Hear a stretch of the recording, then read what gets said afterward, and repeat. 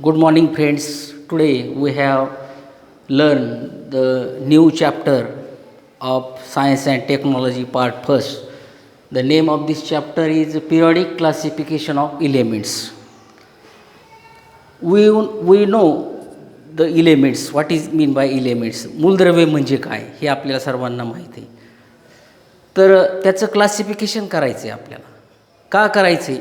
Why this is necessary for the classification of element. What is the need and necessity of classification? Because for the proper study of each and every elements needs a classification. If we have classified the elements, we can study very neatly and steadily. Then first of all, in previous standard, in 8th standard, 9th standard, we have known the method of classification. That is, elements are classified into 3 groups in 8th standard, and in 9th standard we have elements are classified into 4 groups. That is metal, non-metal, and third one is metalloid.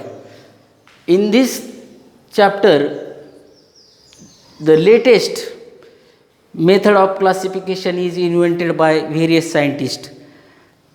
That is, the first scientist who can make the classification is Döbereiner. Döbereiner हा जो शास्त्रज्ञ आहे त्याने सर्वप्रथम मूलद्रव्याचं वर्गीकरण केलं. वर्गीकरणाची गरज काय आहे? तर एक चांगल्या प्रकारे आपल्याला मूलद्रव्याच्या गुणधर्माचा, वैशिष्ट्यांचा अभ्यास करण्यासाठी मूलद्रव्यांचं वर्गीकरण करणं आवश्यक असतं. आणि त्याच्यासाठी अगदी सुरुवातीला 8वीच्या वर्गात, 9वीच्या वर्गात आपण पाहिले की मूलद्रव्याचं वर्गीकरण हे मेटल, धातू, अधातू आणि धातू सदृश्य मूलद्रव्य याच्यामध्ये केलेले. आणि आता याच्यानंतर पुढं आपण डोबेरायनर स्ट्रेट्स, म्हणजे डोबेरायनरचे त्रिक, याला त्रिक असं नाव का दिले? तर Dobereiner states that the physical and chemical properties of elements is depends upon its atomic mass. The criteria of classification of elements by Dobereiner is atomic mass. म्हणजे मूलद्रव्याचं वर्गीकरण हे डोबेरायनरने कोणता निकष लावून केलं? तर अणुवस्तुमानांक, ॲटॉमिक मास. ॲटॉमिक मास म्हणजे काय? आता सगळ्यांना माहिती आहे, आपण मागच्या धड्यामध्ये सुद्धा मागच्या वर्षी पाहिले आहेत.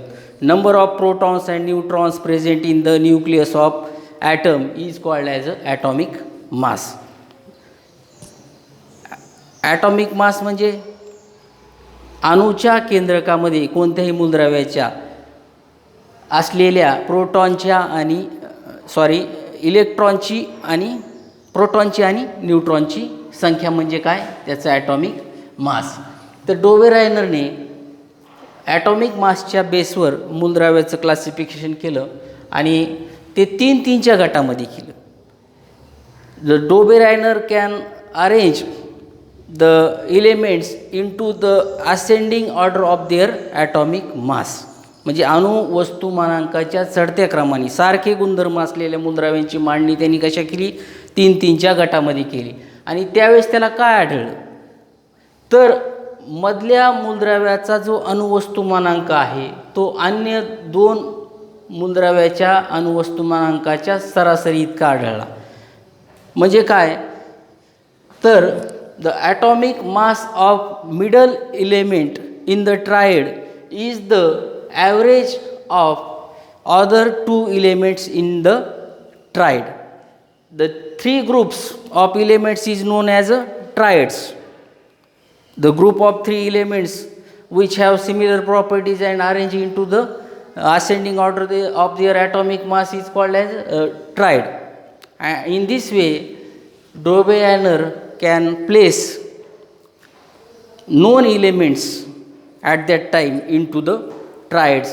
But the limitation of this classification of Döbereiner triads is in some triads the rule which he can stated cannot be follows. हा जो रूल त्यांनी सांगितला होता तो त्या ठिकाणी काही ट्राईड्सच्या बाबतीत आढळलेला नाही. म्हणजे ही पद्धत पहिली आहे, बेस आहे डोबेरायनरची ट्राईडची. त्यानंतर जो दुसरा सायंटिस्ट आहे त्याचं नाव आहे न्यूलँड्स. न्यूलँड्सच्या शास्त्रज्ञांनीसुद्धा त्या ठिकाणी ॲटॉमिक मास हाच एक क्लासिफिकेशनच्या एलिमेंटचा बेस कन्सिडर केला आणि त्याने he can arrange the elements into ascending order of their atomic mass. म्हणजे असेंडिंग ऑर्डर म्हणजे त्यांच्या चढत्या क्रमाने मांडणी केली मूलद्रव्यांची. आणि मांडणी केल्यानंतर याला ऑक्टेव का नाव दिलेलं आहे? Why Newlands octave can say? Because in the music there is a 7 notes, म्हणजे 7 सूर असतात म्युझिकमध्ये. दॅट इज सा रे ग म प ध नी and then regular interval, then repetition of sa. Like this, the elements have shown the regular interval properties. That is, the properties of hydrogen and chlorine is similar. Every first and eighth elements properties are similar. This is the basic classification of Newlands, and the classification is called as octave because in octave, in a certain interval, the periodicity of properties can be shown. म्हणजे आवर्ती बदल त्या ठिकाणी दिसतात आपल्याला त्या ठिकाणी झालेली पुन्हा पुन्हा. पहिल्या आणि 8व्या मूलद्रव्याचे गुणधर्म कसे असतात, फिजिकल आणि केमिकल, हे समान असतात असं न्यूलँड्सने सांगितलेलं आहे. आता या ठिकाणी याचे लिमिटेशन्स काय आहेत, ड्रॉबॅक्स काय आहेत? ही cannot follow or arrange all elements in the there Octave because in this period limited elements are known, but the rule which he can states cannot be followed in here. Hydrogen, fluorine and chlorine, in this group cobalt and nickel are placed because the cobalt and nickel are the properties of cobalt and nickel and hydrogen are different, but they can be placed here, so the rule cannot be followed. These two scientists we have learned here the properties classification.